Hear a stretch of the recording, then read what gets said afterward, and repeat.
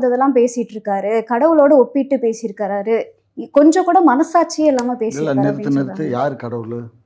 இயேசு. இயேசு கடவுள்னு யார் சொன்னா? கிறிஸ்தவர்கள் எல்லாருமே கடவுளா தானே வணங்கிட்டு இருக்காங்க. கடவுள் கிடையாது. அவர் கடவுளின் தூதுவர்னு தான் சொல்றாரு. புரிஞ்சதா? அவரு கடவுள் இல்ல. முகமது நபியும் தூதுவர் தான். இருந்த அவரும் போதிலுமே கடவுள் அவர் இல்ல. ஒரு பெரிய புரட்சியாளரா தான் நிறைய பேர் வந்து அது பாக்குறாங்க. வேணா புரட்சியாளரா பார்க்கலாம், கொள்கையில பார்க்கலாம், அது வேற விஷயம். கடவுள்னு சொல்றது தப்பு.